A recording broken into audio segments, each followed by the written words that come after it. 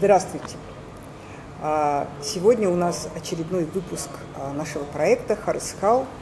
Особенные мамы».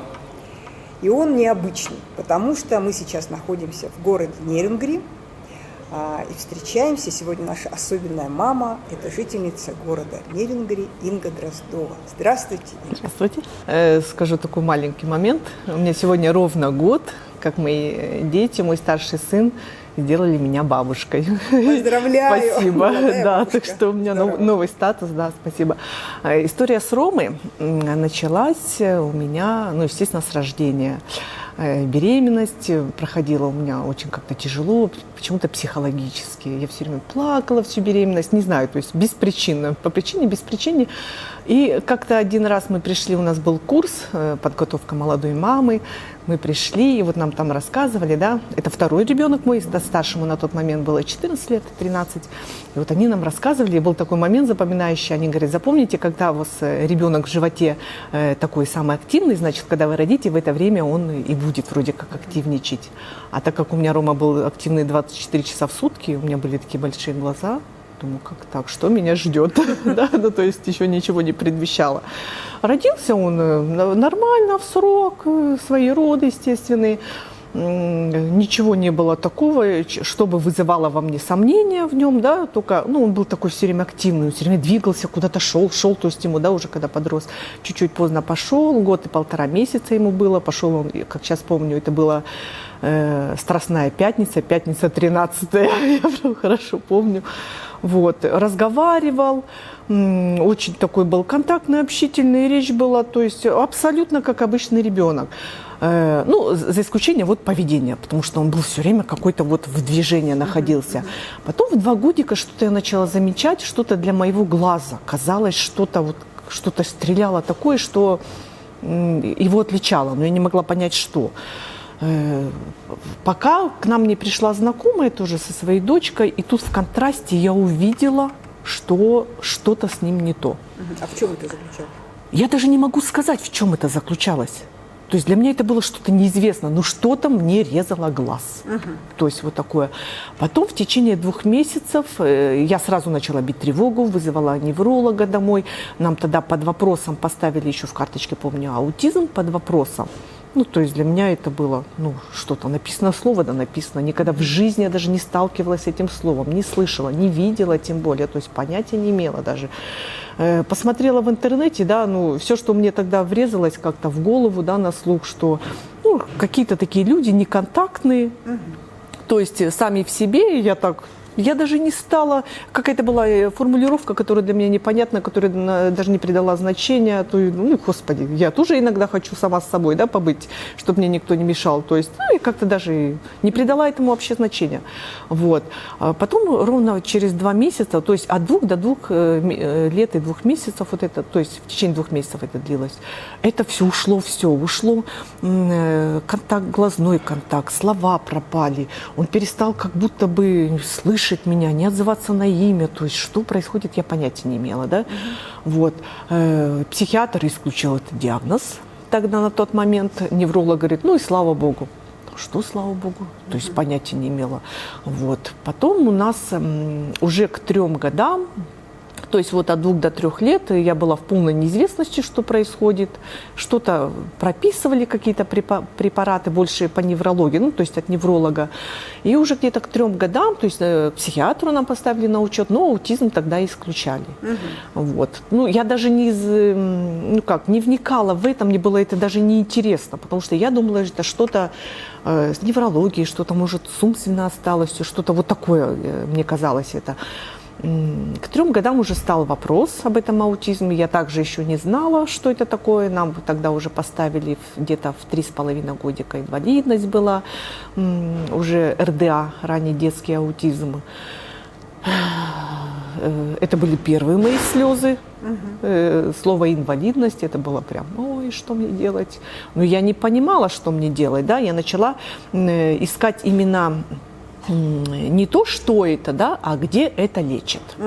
Вот. То есть нашла тогда институт в Санкт-Петербурге, Бехтерева институт мозга, мы поехали туда, и на тот момент я продала машину, потому что это, ну, средства нужны, да. Я работала тогда, вот вышла с работы, вышла с декрета, мы поехали туда. Там тоже исключили аутизм. Это было нам 4 годика, он не говорил вообще, он все время только мычал, издавал какие-то звуки, все время куда-то шел, то есть я все время шла за ним. Куда иду? То есть куда он идет, туда и я иду, да.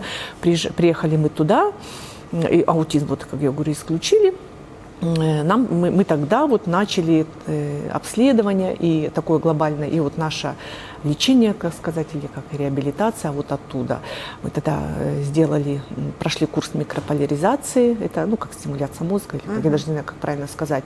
И мы прошли первый сеанс, я туда ездила со своим старшим сыном, тогда ему было 18 лет уже. После первого сеанса мы пришли в гостиницу, он открывает книжку, и он произнес тогда, сымитировал, как мычит корова. Я повернулась, и для меня это был шок. То есть, да? Практически первое слово. Да, то есть первое слово, то есть он стал по просьбе, имитировать голоса животных именно по просьбе. Ой, у меня такая истерика, в хорошем смысле, да, слезы. И я помню, еще тогда у меня сын на меня так посмотрел, как на какую-то сумасшедшую, да. Я побежала, я прошу прощения за свои эмоции, да, я побежала, тогда помню в магазин, как на первые зубы, да, дарят какие-то подарки, я побежала, хотя 4 годика, да, кто бы подумал, что я в 4 года буду радоваться таким моментам. Я купила ему большой, помню, паровоз, Томас, то есть для меня это был такой праздник, да, но тогда, я говорю, старший сын, он подумал, что какая-то я странная, почему я так реагирую на какие-то глупости, как ему казалось, да, с его стороны. Все, и у нас прям тогда вот прям вот пошел процесс, да. Мы прошли эту микрополяризацию, потом мы все поехали в Хабар. То есть у меня был такой этап в поисках всяких клиник, да. Где, да, могут помочь. Все. С того момента я поняла, что все. Это был старт, да, мы стартуем. Ну, естественно, я не знала о том, что ожидает меня впереди, да. Вот, потому что я не понимала. Я вроде приняла, да, я приняла это вроде что-то на бумаге, приняла инвалидность, но я понятия не имела, что это такое. Я всегда думала, что это что-то такое, что лечится медикаментозно, да, и какой-то вот пройдет, такой... и все дальше. Да, не предполагала даже, что это дальше. Мы поехали в Хабаровск, там мы проходили большой курс, там, то есть и микрополяризация, и биоакустическая коррекция мозга, и томатис тоже. Были улучшения? Всегда, улучшения были всегда, то есть плюс медикаментозно, то есть это были большие курсы, медикаментов огромное количество, которые прям курсом приписывали на полгода. Плюс логопед, психолог, дефектолог, это наблюдение невролог плюс психиатр, это естественно. Здесь это все вот через Хабаровск. Да. То есть вы все время выезжали в Хабаровск? Все время, да, мы раз туда вот выехали, потом приехали. И помимо этого, конечно, я постоянно присутствовала на занятиях. Мне нужно было знать процесс, что это такое, да, вникать во все это, то есть как это делать. То есть это же не простые занятия, когда обычного ребенка научить там это красное-белое, да, сколько будет 2 плюс 2. А то есть здесь нужна была какая-то система и как это ему преподнести. То есть, да, вот, учитывая то, что обращенную речь, например, он очень-очень сложно понимал. И вот эти курсы были бесконечные у нас. Потом начались, я работала, вышла с декрета, я работала секретарем в спортивной школе. В садик нас не брали. Мы сначала были в садике в 3 годика, где-то ближе к 3 годам пошли. Потом, ваш ребенок не такой, как все, да, как начались проблемы, начались бесконечные слезы, мои истерики, какое-то выживание из садика, откуда я ушла первый раз со слезами, хотя садик был коррекционный, детки ЗПРики были, да, все равно почему-то мой ребенок был неугоден. А сколько времени он проходил туда? В садик где-то, примерно в 2,8 мы отдали, примерно около годика он ходил. Вот. А в чем выражалось? Вот что они говорили, что не такой, как все? Ну, сначала начали говорить, что я же не знала, я говорю, что такое аутизм. Вам нужно пойти на комиссию, вам нужно какие-то специализированные садики. Какие специализированные садики? Что это такое? Я понятия не имею. То есть я как будто бы не понимала, что от меня хотят. Что с моим ребенком не так, да? Вроде он не социально опасен. Ну, подумаешь, он там где-то не контактирует, не разговаривает, да? Ну, как робот. Его посадишь, там, покорми, то есть положи, то есть вот такой. То есть он никому не мешал, вот так вот, да, вот как можно сказать. Ну, для них почему-то он казался вот проблемный ребенок. А вы не общались с родителями таких детей, не искали общения? Нет, тогда это было вообще, я говорю, для меня настолько ново, что я не понимала просто, что мне делать, что от меня хотят. Все, естественно, мы ушли оттуда со слезами. А что мне делать? У меня работа. У меня, что мне делать с ребенком, у меня мама тогда, сейчас, к сожалению, нету, тогда была жива, допустим, 2 дня мама с ним сидит, 2 дня сын старший сидел, да, он тогда в колледже учился, тогда, ну, я разговаривала с куратором, объясняла ситуацию, то есть она пошла на уступки, чтобы он, ну, как прогуливал, можно сказать, колледж, да. Вот, потом я понимала, что это не выход из ситуации, мне же нужно чем-то заниматься, как-то его реабилитировать, да. Я перешла, ну, как мама ребенка-инвалида, на 7-часовой, 5-часовой рабочий день, да, работала 4 раза в неделю по 5 часов, то есть с утра у нас мы пошли в Сувак, с утра мы так, здесь... А давайте объясним нашим зрителям, которые не живут в городе Нерюнгри, что такое Сувак? Сувак – это центр слуха и речи, да, там вот особенные дети, то есть со всякими диагнозами, умственно отсталые детки, ДЦП, аутисты. Вот я хочу обратить внимание наших читателей, зрителей, слушателей больше, да, что вот в Нерюнгри очень хороший реабилитационный центр. Шикарный. Шикарный, да. И потому вот, что в Нерюнгри мы встречали из Благовещенска, из Хабаровска, то есть это всюду я все время удивлялась, думаю, как так? У вас мы, наоборот, едем вроде к вам, да, а вы приезжаете к нам. Пока сама это все не пронюхала. Да. И в ДЦП-центр тоже такой же есть, да, деток. Ну, хотя он и называется вроде ДЦП, казалось бы, для деток с опорно-двигательными, да, проблемами. Там тоже все детки вот эти есть. То есть мы были и в том центре, и вот в центре Сувак. В общем, до обеда мы в Суваге, после обеда работа, до обеда в Суваге, после обеда работа.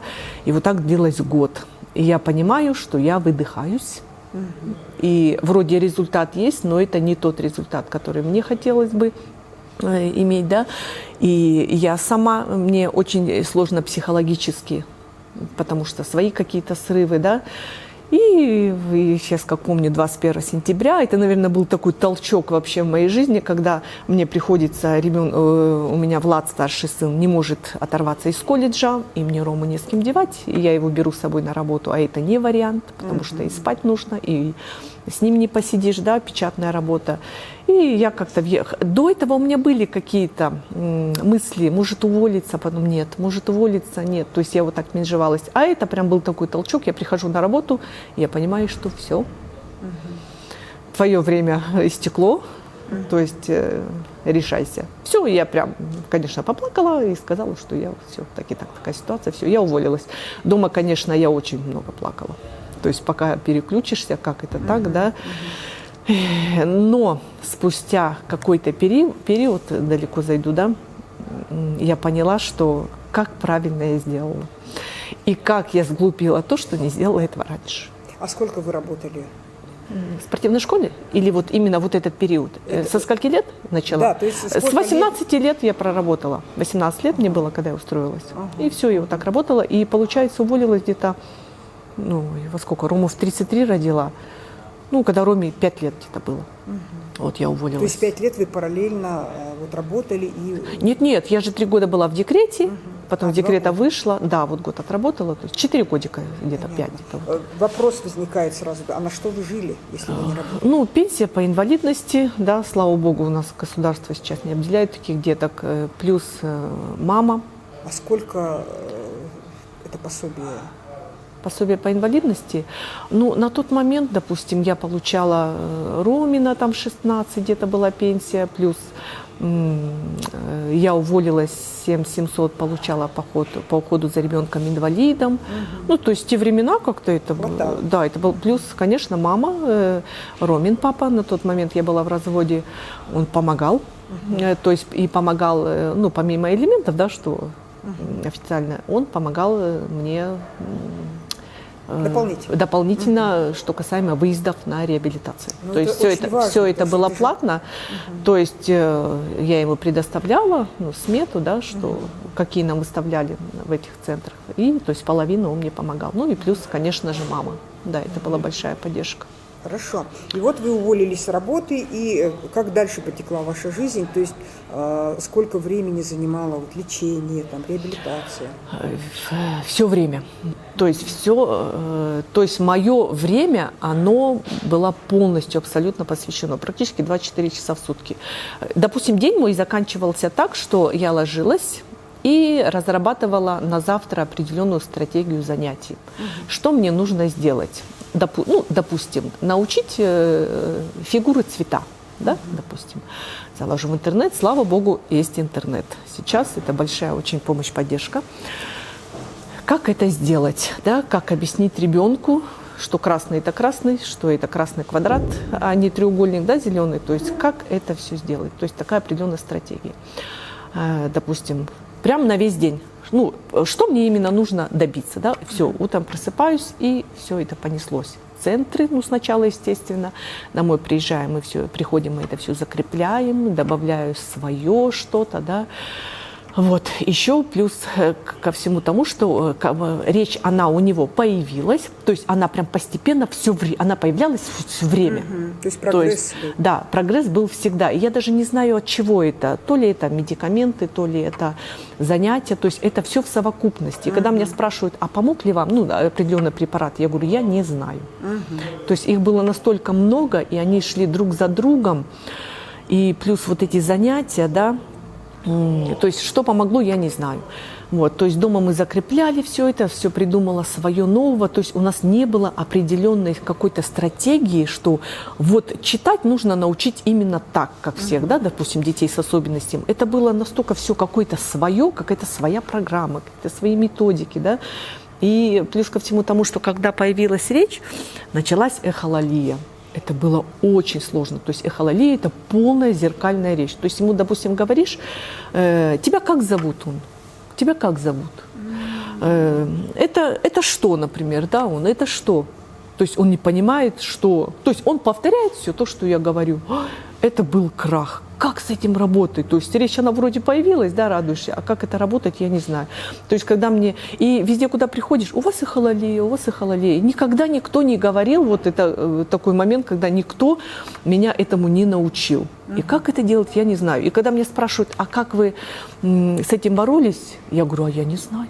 Я даже понятия не имею. То есть сейчас мне расскажи, выложи вот эту тактику, как я с этим справилась.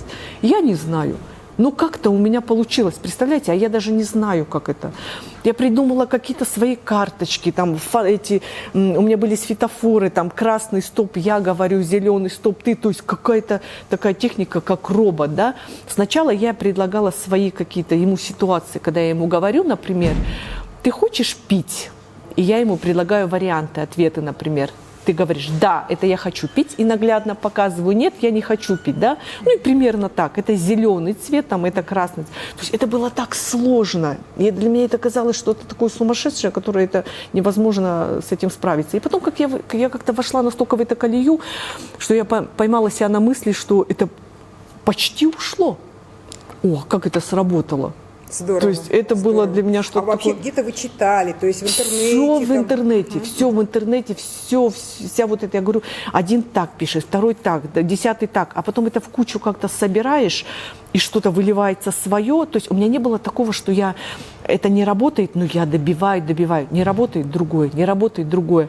Вижу, нет результатов у преподавателя, другой. Это не говорит о том, что он плохой педагог. Нет, ни в коем случае. Ну, не наш, да, ну не подошло, что-то мне не нравится. Зачем я буду топтаться на одном месте? Пошла к другому, пошла к платному, бесплатно. То есть бесконечно вот такая, хоп, смотрю, Подошел. Там все, остановились. А у вас прямо такой выбор в Нерюнгри, вот так вот, что можно вот пойти к этому, к другому, к третьему? Ну, все равно есть платные, есть бесплатные, да, а тем более, допустим, в Суваге там же все равно есть много дефектологи, логопеды, психологи, да, что-то это. И тем более я всегда приходила, всегда работала в комплексе, всегда задавала вопросы, что мне делать с этим, предлагала свои какие-то стратегии. Ну, допустим, меня волнует, например, диалоговая связная речь, да, вот это акцент, на котором я хочу сделать. Помогите мне, да, ну, то есть всегда вот и в садике также было, да, вот, например, вот опять же, вот в куче все так волнуюсь, потом мы все-таки пошли в садик, нам дали в садик «Огонек», был садик коррекционный, у нас группа была. Там у нас, к сожалению, были тяжелые очень детки, да, ближе, наверное, ко второму варианту, тоже с тяжелым нарушением интеллекта.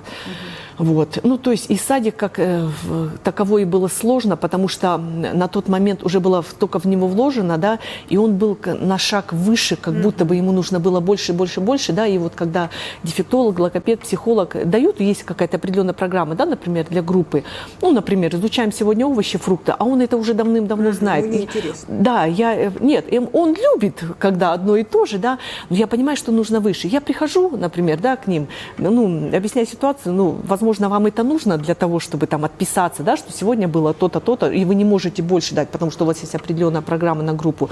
Давайте с вами вот сделаем то-то, то-то, да, например, чуть-чуть дальше пойдем. И все время работали тоже с ними вместе. То есть я всегда предлагала свои какие-то идеи, обозначала свои проблемы, что мне нужно. То есть я жила постоянно, бесконечно в садике. Также и во всех этих центрах. То есть я всегда смотрела это.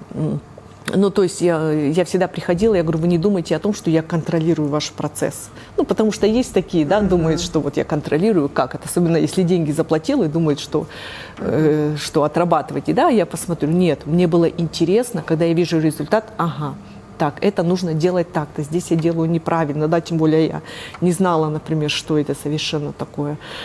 Вот, и... Вас можно назвать прямо, знаете, профессиональной мамой. Ну, да, Особенного все вот так всегда говорят, говорили, да, потому что когда мы приходили, то есть мы же не бесконечно жили в этих центрах, да, то есть какой-то курс. Ну, дома, мы всегда дома занимались, и когда мы приходили туда, да, они все время, Инга Владимировна, вы откуда? Это, ну как, то есть они всегда ставили Рому в пример. У меня даже был такой как-то случай, когда одна мама ко мне подходит и говорит: наконец-то я с тобой познакомилась. Я говорю, что такое? Она говорит, у меня был такой момент, когда меня бесило то, что мне постоянно говорили о том, что попробовали вы маме Ромы сказать, что он не хочет делать задания там или что-то такое. Она говорит, как мне хотелось на тебя посмотреть, что там за такая мама Ромы, да? То есть, да, и были даже вот такие случаи, всегда ставили пример. Психологи всегда говорили мне о том, что вы делаете невозможное. То есть то, что вы вкладываете в Рому, это исключительно ваша заслуга. То есть и когда последнее время мы приходили к ним, они говорили о том, что мы практически закрепляем. Для нас это новое, мы практически закрепляем то, что ему даете вы. То есть мы должны давать, да, тут, ну, то есть я говорю, мы все время приходили с вагоном знаний, но мне нужна была помощь, как с этим багажом работать, да, как правильно его направлять. То есть это тоже была большая помощь. Мы были потом, допустим, ходили помимо вот того, что мы эти центры посещали, выезжали, да. И я, опять же, бесконечно радовалась, какая молодец, что я решила уволиться, потому что я начала жить вот этой жизнью. И как-то во время вот этого погружения вот в эту жизнь я даже не заметила, как будто бы, знаете, телефон как-то редко стал звонить, да.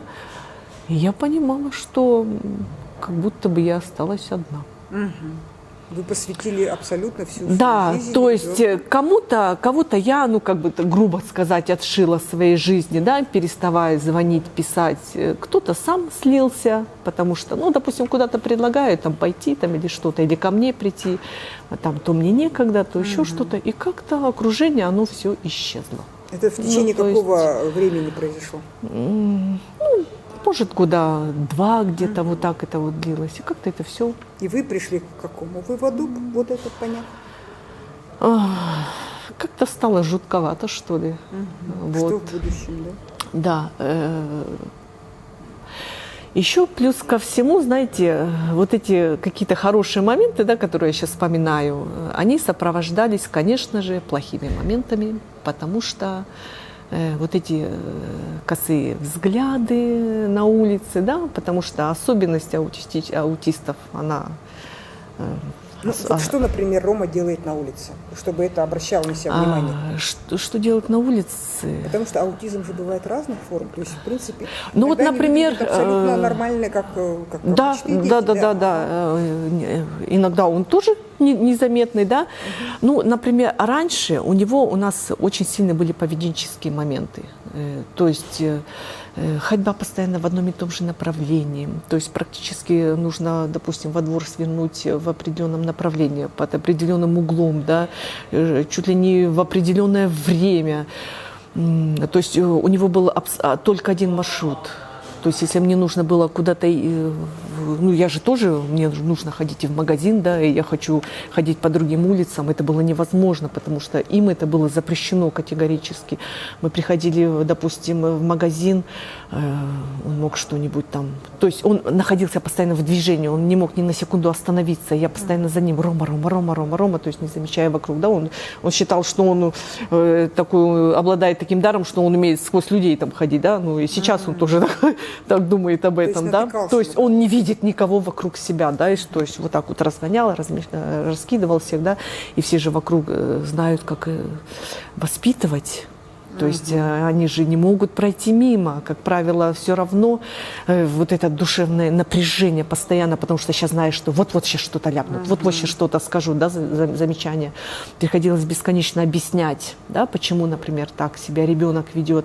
Где-то на остановках, кстати, это было единственное, наверное, место, где он мог молча ждать автобус, но и все равно ему надо было ходить туда-сюда, и вот бесконечно опять же, сейчас вызову врача, там, милицию, там, да, вот там или что-то, то есть вот, ну, я говорю, все знают, оказывается, как воспитывать таких детей, потому что думают, что это просто, ну, как следствие какой-то невоспитанности, да, избалованности, невоспитанности, да, и это настолько стало на меня давить, и я поняла, что я ухожу в себя. То есть не у него, а у меня идет откат назад именно в психологическом плане. Все это время вы сами не обращались к каким-то специалистам? Там, сама? Да, успокаивающие какие-то... Пока нет. Ну, какие-то там валерьянки, пустырники, да, беседы там, например, с подругами, с сыном, например, со старшим, да, там что-то вот такие. Дома у меня были какие-то свои истерики, когда я, ну, эмоционально, да, это все меня выводило. У нас были такие моменты, когда мы, например, приходим с улицы, то есть Рома идет по улице, вот это орет, падает, то есть я его волоком тащу домой, там закидываю. Естественно, я не могу равнодушно оставаться, да, у меня у самой начинает трястись, я сажусь, рыдаю там навзрыд, да. А как вы с этим справились? Как я с этим справилась? Ну вот и говорю, я понимаю, что все, я в углу, все. Ну, как правило, нашли силы, что я поняла, что из угла выход только вперед. Да, это был тогда первый визит мой к психиатру. То есть я начала искать все абсолютно способы решения проблем. То есть и не стеснялась, не брезговала тем, что, ну, иногда у нас сдают нервы, да. Конечно. И мы вынуждены, да. То есть такая вынужденная мера, когда я не могу договориться сама с собой. Это было очень сложно. Вот. И я пошла к психиатру, ну, определенные препараты, да, были назначены, я пролечилась, то есть я успокоилась. То есть на какой-то немножечко короткий период я забросила все, потому что знала, что мне нужна пауза для восстановления сил. Потому что то, что я буду сейчас биться в истериках и что-то отдавать этим Роме, ничего от этого не будет. Да? Все, не надо. То есть он был чуть-чуть себе предназначен, я так себе, мне нужно было выдохнуть, восстановиться. Вот. И тут я понимаю, что у меня появляются новые силы. Да? После вот этого падения у меня появляются новые силы, новые свои стратегии, какие-то идеи. Планы, идеи такие, действительно, да, в плане того, что вот как развивать. И я понимаю, что у меня появляются знакомые с такими особенными детками. Мы начинаем дружить, общаться, вместе встречаться, плакать, делиться своими результатами. И самое главное — радоваться, да? Радоваться друг за друга. Это было, конечно, очень здорово.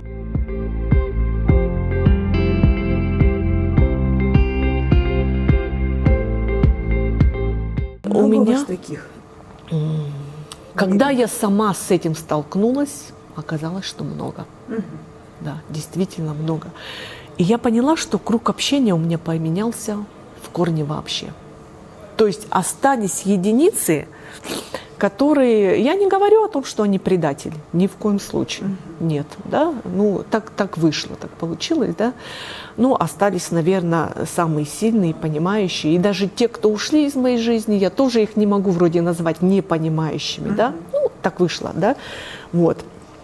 И у меня появился свой круг общения, с которыми я начала чувствовать себя как в своей тарелке, да? Мне стало комфортно. То есть, когда я, например, вот прихожу, даже в тот же Сувак, да, все вот эти преподаватели всегда, ты видишь, когда тебя с улыбкой встречают, когда ты приходишь, и тебе не нужно говорить о том, что, ну вот извините, да, ну вот он так себя ведет, ты приходишь туда, ты знаешь, что они все это понимают. Да. Они не будут тебя тыкать этим. И вот это самое кайфово было. То есть для меня это было, я говорю, такой прям... Ну, я приходила туда отдыхать. Здорово. Потому что все мамы, никто не косится, да, все улыбаются и понимают, да, и даже, допустим, смотришь какое-то у ребенка там поведение, да, и, ой, а у нас так же было, да, только, то есть столько много сходств, да, это было так интересно, и потом как-то постепенно мы даже начали друг другу помогать. Вот даже, например, та же там эхололия, да, ты видишь, и ты свои какие-то примеры приводишь, а попробуй так сделать, да, вот, а у нас это было, а мы от этого ушла, попробуй так это сделать, да, ну, кому-то работает, кому-то это не работает, так же, как и с препаратами, да, например, как меня спрашивают, а мама это помогло, я говорю, не могу сказать, это все индивидуально, это все мое, то, что нам помогло, да, я всегда говорю, возможно, мне просто повезло.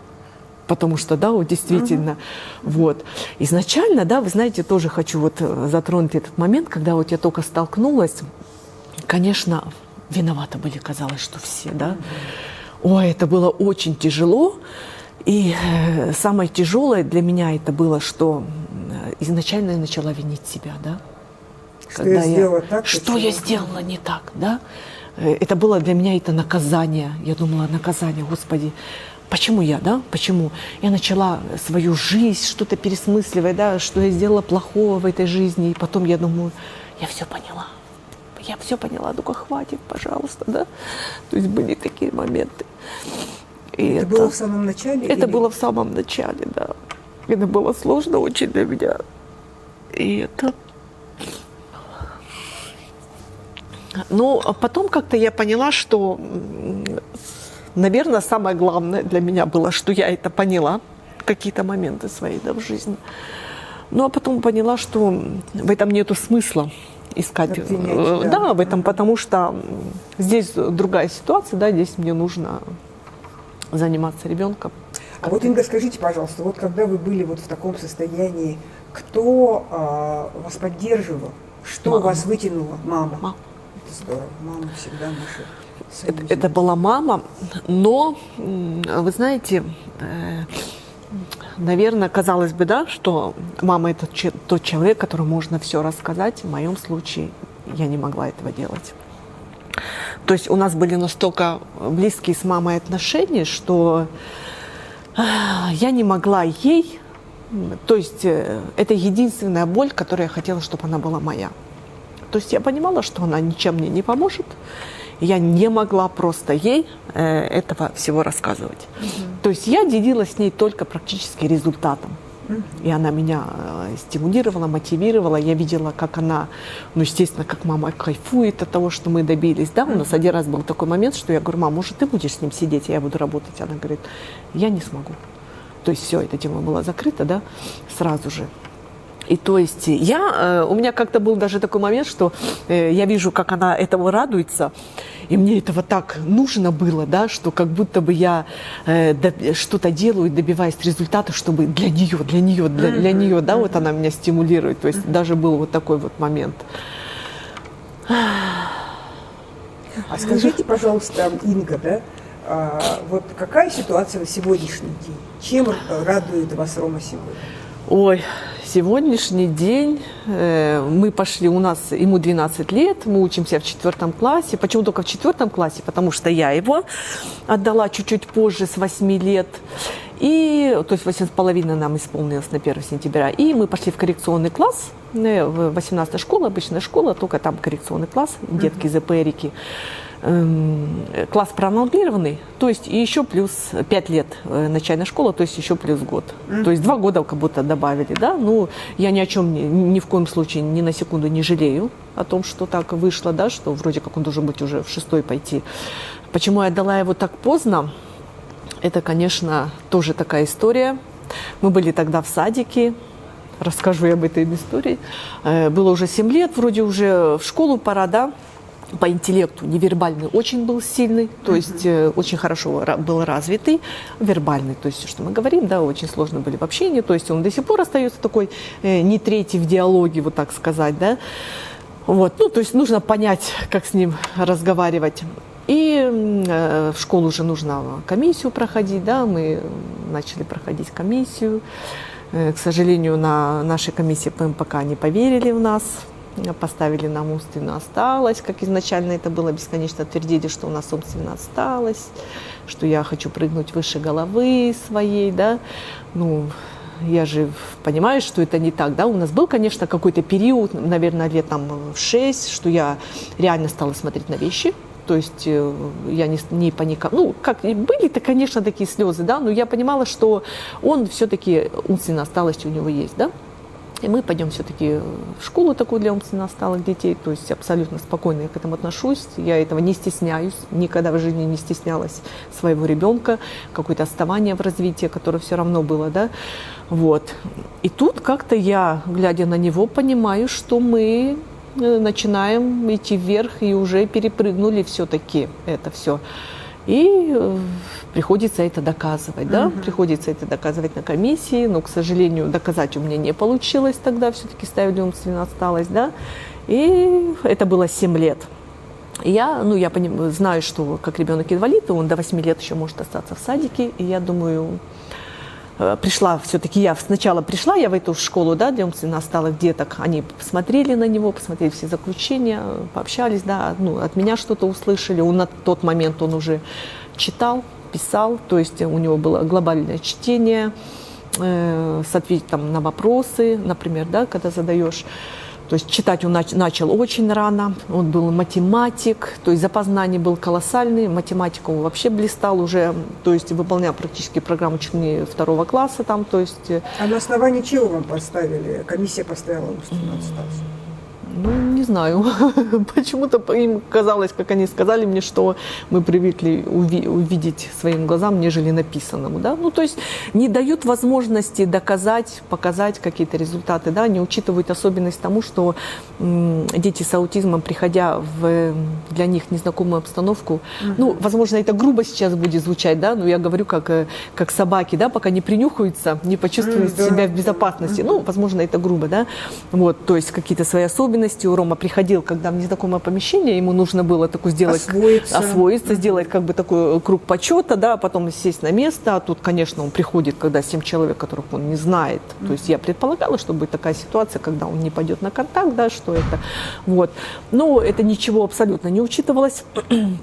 То есть я говорю, как они говорят, что привыкли видеть глазам, да, то есть развит он был действительно, на тот момент у него был такой развит не по годам.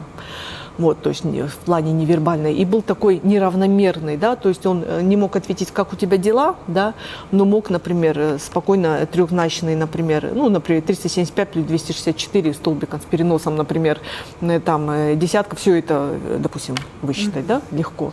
Знал таблицу умножения, то есть очень хорошо, то есть он занимался прям математикой. А когда мы, вот опять убегу, к сожалению, назад, когда мы приходили тоже в центр, когда вот меняли постоянно педагога, да, он на чем-то одном одном зацикливается, она, ой, это убирайте, там зацикливается на английском, убирайте, это вам не нужно, например, да, ну, то есть были какие-то трения, вам нужно сейчас какие-то элементарные вещи для него, которые для его возраста, а это уже потом, это ему не нужно, там, что касаемо математики, то есть это не нужно, ну, я же слушаю, убираю, да, это слушаю, убираю. Пока в один прекрасный момент я не поняла, что так, стоп, нет. Так дело не пойдет. И все, то есть на том, на чем он зацикливался, я начала просто это усовершенствовать. Зациклился на цифрах, усовершенствую. Да? Например, он видит на столбах где-то что-то написано, да? Цифры. Да? Мы начали изучать, например, все, что связано с цифрами. Цены в магазинах, там адреса с названием домов, да, ну то есть все, даже вплоть до того, что учит таблицу умножения, вот эти вот столбик там где-то учить, зациклился на цифрах, на буквах, усовершенствуем, читаем, пишем это все, да, потом что там, например, английский, английский как-то мы это убрали, и оно у него ушло, да, вот. То есть все его зацикливание, я просто это усовершенствовала, и это давало большой скачок именно в развитии. Сделали из лимона лимонад. Да, действительно. Вот.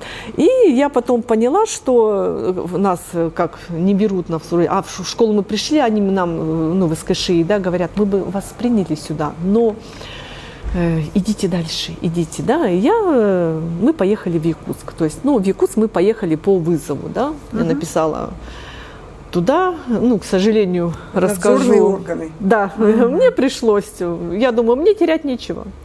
Нет так нет, да, что, пойдем мы, допустим, туда. Мне просто жалко было терять все то, что мы уже наработали, это было очень обидно. Были такие даже моменты, если у меня не получится через Якутск, мы перейдем на самообразование, потому что я смогу, есть силы, есть вроде как в голове что-то, да, свое такое. Мы поехали туда, нас вызвали, написали заявление туда, нас вызвали, собрали все здесь документы, которые есть, заключения у нас есть. У нас в Якутске было заключение атипичный аутизм без умственной отсталости. Мы приехали туда, и они ахнули, конечно, от его знаний. И когда мы начали, мне же нужно было продемонстрировать, да, во-первых, колоссальный был подход. Я никогда не думала, что у нас так умеют работать с детьми-аутистами в комиссии, да. Когда она приходит, она мне сразу сказала, не трогайте его, не обращайте внимания, все, а то я же, как всегда, туда не лезь, сюда не лезь, не надо, это не трогайте его. Пусть делает все то, что он хочет. Это для меня было прям, я выдохла. Вот, и я прям, как в своей тарелке, то обычно приходишь, все трясешь, да, трясется. И тут я говорю, какие они молодцы, как они умеют, они понимают, что, возможно, он не пойдет на контакт, а они говорят, давайте мы через вас. Что это за организация была? Это ПМПК, психомедико-педагогическая комиссия в Якутске. Они мне говорят, давайте мы через вас будем, чтобы время не терять, да. То есть они мне, а он умеет то-то, да, допустим, там читать, писать, считать что-то, там рассказывать, пересказывать, да. Попросите, пусть то сделает, попросите, пусть то сделает, да. А мне же надо было еще как-то блестануть там знаниями, да, и я начинаю демонстрировать. Они мне, это нам не надо, это все в школе. То есть мы даже, я говорю, блестанули тем, что им абсолютно не нужно было, и они... вы дерзайте, да, и они нам дали заключение, конечно, сразу же на летний период, то есть следующее переосвидетельствование по мере необходимости, она говорит, чтобы вас не дергались, все, вам удачи. То есть вам открыли дорогу в школу? Нам, да, открыли дорогу в школу, да, и я оттуда вышла, начала писать сразу, за нас очень сильно переживал садик, все очень сильно, они так за нас болели, сразу писать всем сообщения. Здорово. Мы выиграли, да, Здорово. Для меня это был выигрыш, действительно. Мы пришли в школу. Первым делом, когда я пришла к учителю, конечно, у меня был очень большой страх. И пришла к учителю. Первое дело, что я ей тогда сказала, мы наедине, я говорю, я очень хочу с вами дружить. Она говорит, будем дружить. То есть, да, и меня так это улыбнуло. И она сказала, что, я скажу честно, я не знаю, что это такое. То есть, я не знаю, кто такие аутисты. Я слышала, что, да, есть такие, да, аутисты там. Но никогда с ними не встречалась. Понятно. Но здесь, конечно, повезло мне колоссально, потому что работа до сих пор идет вместе. Да? Изначально я думала, что у нас был прописан тьютор, ее был большой шаг, она сказала, я буду пробовать сама. Все. естественно, мои переживания. А как в школе? А как же он там будет, да? Первым делом она сказала, он это все знает, он это все умеет. То есть к школе мы были готовы, да, перед 1 сентября задолго, наверное, за год. Я беру учебники 1 класса, смотрю в начале, да, читаю, мы это все можем, мы все это все знаем, то есть 1 класс, да, открываю конец учебника 2 класса, и у меня была такая цель, чему мы должны научиться по окончанию первого. То есть мы пришли в школу, мы готовы были до окончания 1 класса полностью. И она говорит, как я боюсь, что этому будет ему неинтересно, он это все знает, он это все умеет, да. А сколько детей в классе? 13. Ну, у нас как-то так вот, 10, 9, Да, 11. ходит. Да, то есть вот так вот. А какие диагнозы у других детей? Диагнозы у нас в классе 2 аутиста. Есть с умственной отсталостью детки, есть просто с УВЗ, которые без инвалидности, ЗПРики, ну, то есть такие. ЗПРики, что такое? Задержка психоречевого развития. Ага, понятно. Да, есть вот такие. Вот. А вот скажите мне, пожалуйста, а когда вы успели отучиться на тьютера по детям с ОВЗ и на учителя начальных классов коррекционного и компенсирующего направления? Просто вы так рассказываете, мне кажется, у вас там вообще ни минуты свободны. Это вот это образование, на это подтолкнул меня Рома. То есть все, чего я сейчас умею в плане развития вот таких вот деток, да, это только Рома. То есть это он меня сделал. То есть я никогда не думала, я все время думала, когда мы еще студенты пошли, да, кто-то куда учиться, ну, куда идут, какие педагоги в школу, господи, вы что, с ума сошли? Я все время думала, что это какие-то ненормальные люди идут работать с детьми, в начальных классах особенно. И Рома поменял, он просто изменил мою жизнь в корне. Почему я изначально пошла учиться на тьютера? Потому что я стала далеко смотреть в 5 класс. Это было 2 года назад. У него прописан тьютер, но он в нем не нуждается, да? Он прекрасно справляется сам. Я говорю, это благодаря, конечно, учителю. Здесь ничего не скажешь. И я поняла, что 5 класс. А что будет? Как правило, с тьютером проблема. Да, если они какие-то как таковые есть, почему-то думают, что это просто, наверное, ну, это какая-то как нянька, да, что помочь куда-то пойти, да, нет, совершенно не то. Это нужна, во-первых, работа с учителем, помогать учителю, как донести информацию до ребенка. Не всегда они понимают, то есть есть какая-то определенная инструкция, да, пока инструкцию до конца дочитал, он уже забыл, что было и в начале. То есть ее нужно сжать, конкретно ему доступно донести. Иногда инструкция должна сопровождаться действием, да, то есть показать наглядно, что от него хотят. Потом, например, он уже будет сам это делать, да. То есть это нужная работа должна быть, естественно, с учителем. И я поняла, что, а почему бы мне не попробовать, да? Я пришла к директору тогда, я говорю, а вот если я отучусь на тьютера, я могу ли потом дальше? То есть я могла бы, как и просто мама сопровождающая просто, да, как ребенка с ним быть. Иногда я в школе бываю на английском языке, присутствую с ним на физкультуре тоже иногда была раньше. Вот. Ну, потому что мне проще помочь учителю, да, чем, допустим, он сидит там, ничего не делает. И она говорит, конечно, можете. Но мне нужно было, чтобы у меня было образование, чтобы это было мне как-то так спокойней. Потому что, возможно, дальше вдруг какие-то экзамены, что как мама я не смогу, вроде как тьютер, да, смогу, чтобы все это было официально. И потом я отучилась на тьютера, мне приглашали в школу. Ну, я думаю, я училась исключительно для Ромы. Не потому, что я не хочу для других детей. Думаю, нет, пока будет вот так, как оно есть. И мне даже учитель говорит, а вы не хотите куда-нибудь дальше пойти учиться? Я говорю, хочу. Все, я пошла, вот пока он учится у меня в школе, я дистанционно, Уральский университет, я дистанционно учусь и закончила вот учитель. Да вы что? Да. Какая вы молодец. Я иногда сама от себя в шоке, как я это сделала. Я когда-то говорила, что это сумасшедшие люди. Очень много для себя узнала нового, особенно когда училась. Акцент для меня интересно же было по детям, когда с аутистами, да, и когда что-то читаю или вот уроки онлайн рассказывают, и когда есть сходство с Ромой, и когда, если бы я не знала вот эти все особенности, мне бы, наверное, было бы сложно понять, было бы это все. А когда я знаю, о ком идет речь, и тут было очень интересно, конечно, да. Хорошо. А вот вы сказали о том, что вы стали общаться с родителями детей аутистов. и что нашли в них вот поддержку, хорошее общение. Вы сейчас общаетесь вот с мамами? Да. Да. Это вот только по направлению аутизм или вообще как бы вот с родителями детей с ОБЗ?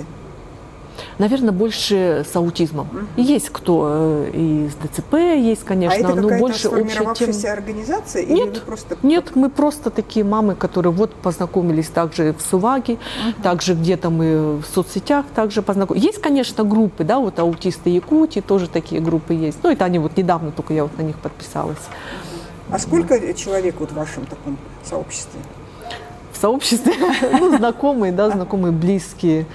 Ну, может, человек, именно с которыми прям тесно общаемся, ну, может, где-то человек 10. То есть это достаточно много родителей? Да, из Якутска, из Нерюнгри, из Хабаровска, из Благовещенска, то есть даже вот такие есть. Ну, подальше чуть-чуть мы как-то редко, больше как-то, ой, вы пошли в школу, ну что, ну как, ну, то есть вот так. А здесь уже которые уже как-то вот так. Понятно. То есть вы и онлайн общаетесь, да. И вот с теми, кто здесь живет? Да. Понятно, здорово. А еще вот такой вопрос, да, почему-то вот, ну, как бы, послушав вас, складывается ощущение, что вы вот прямо все абсолютно погружены в ребенка, занимаетесь исключительно им. Здорово, что вы отучились, да, а вот вообще есть какое-то свободное время, чем-то вы можете заняться, какие-то увлечения, вот как-то вот расширить нашу... Вы знаете, меня один раз как-то увидела знакомую, да, которую, ну, что-то там, я определенно какая-то информация ее там интересует, да, я говорю, что ты там делаешь? Она вот, ну, смотрю, там то-то, то-то, изучаю там какие-то там духи, не духи, ну, что-то было. И она мне так еще сказала, что, ну, у нее сын аутист, должно же, кроме аутизма, вообще жизнь что-то интересовать. И для меня тогда это было, в смысле, что-то еще.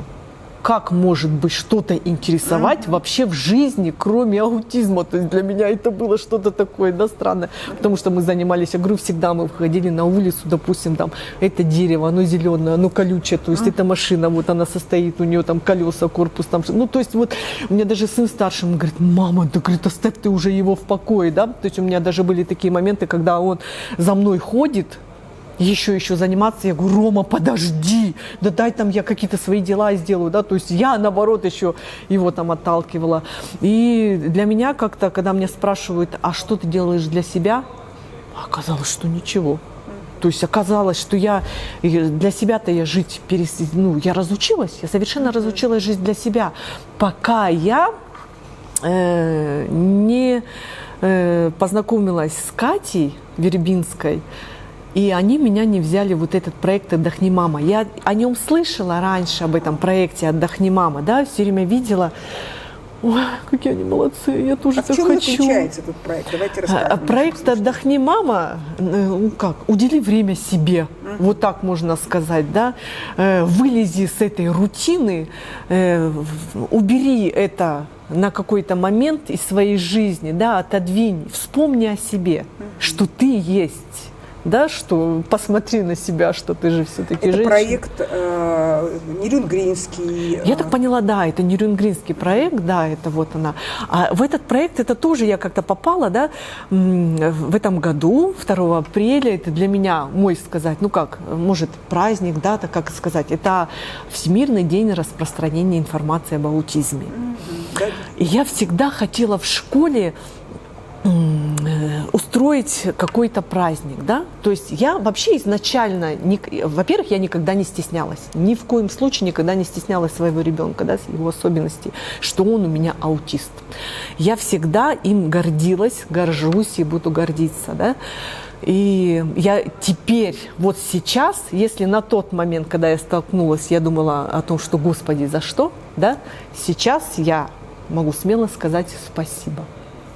Потому что благодаря тому, что я прошла, благодаря ему я поняла, во-первых, насколько я поменяла свою жизнь, во-вторых, я проверила свои силы, он очень много чему научил меня, повернул, да, мою жизнь, направление в жизни у меня совершенно просто другое, да, какой-то мы свой путь вот сейчас вот создаем, да, и я сейчас очень благодарна. Если бы меня спросили бы, а если бы вернуть время назад? Поменять что-то. Да, ни в коем случае.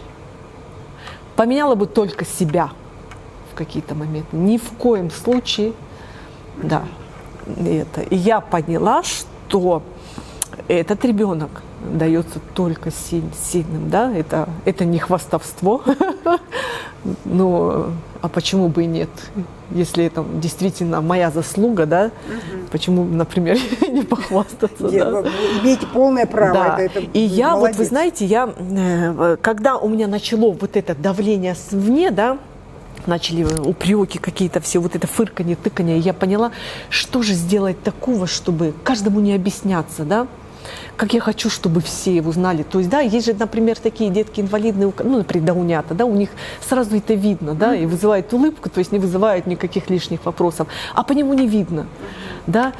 И я его обозначила. То есть я купила ему значок, заказала с аутизмом.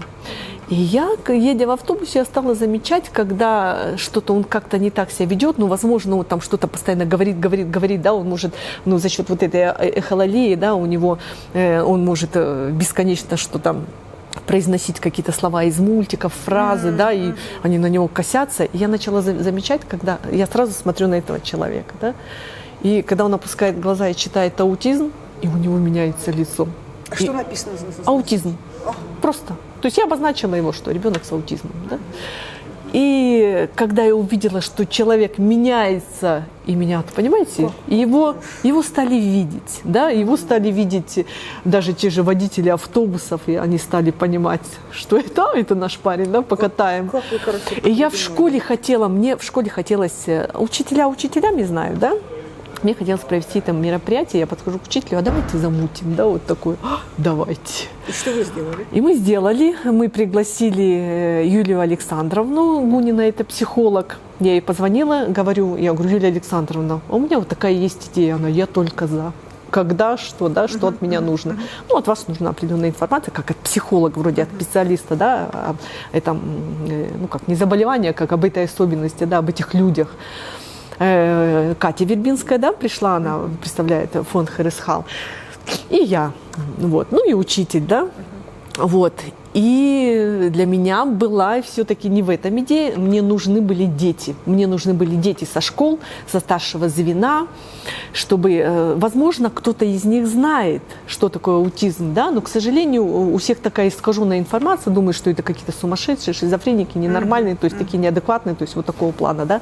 Мне нужно было опровергнуть все это, да, и мы позвали, я попросила зауча, чтобы с разных классов, это было много, да, у меня была цель то, что чтобы они услышали эту информацию, поняли, что это не заразные, да, дети, что это такие же дети, которые имеют право на дальнейшую жизнь, что их не нужно бояться, возможно, они вас боятся еще больше, да, чем вы их, и что потом, возможно, где-то, идя по школе, допустим, тот ребенок, который присутствовал на данном мероприятии, скажет: помнишь, я тебе рассказывала, вот этот мальчик, да, я не стеснялась, я хотела, чтобы вся школа знали, что он, допустим, его такое какой-то, ну, как они думают, что неадекватное, да, например, поведение, что это, ну, просто его особенность, да, то есть для меня... школа это коррекционно?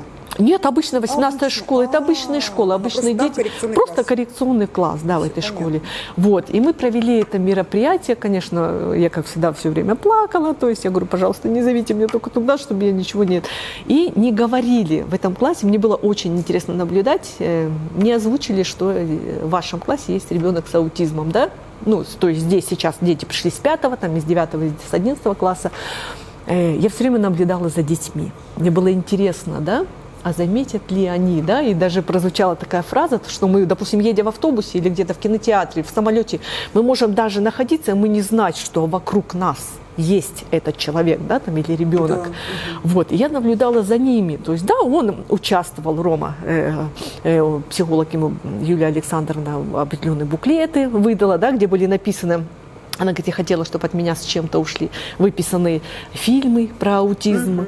Вот, она раздавала все, она ему дала, вроде как абсолютно, Ром, где раздай? Он всем раздал, то есть они даже не обратил никто внимания, представляете? Вот и когда она его с ним познакомила, у них был шок на лице. Ты откуда взялся? Ты вообще как?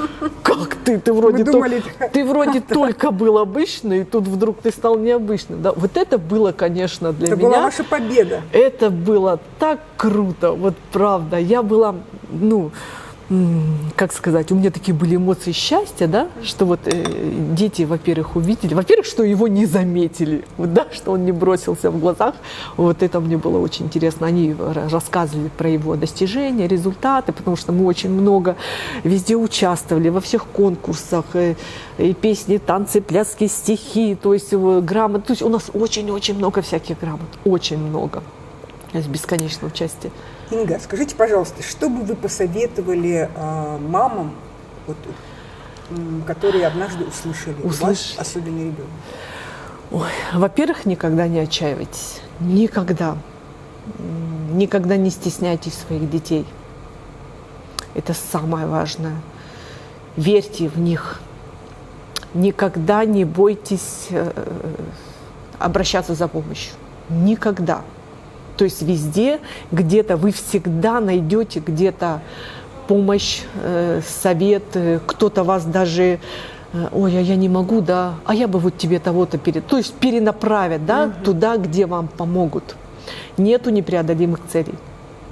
Есть, как говорит, коэффициент лени и запас отговорок, да. То есть у меня на данный момент, вот знаете, я точно могу сказать, что как на каждый шаг моей судьбы есть свой мат. Это точно. То есть есть определенная проблема, она решаема. И она всегда, к счастью, решается сейчас на данный момент в пользу для меня и в пользу для Ромы. Это здорово. Инга, спасибо вам огромное. Я думаю, что ваша история послужит примером для многих мам с особенными детьми. Спасибо. Вам. Спасибо большое.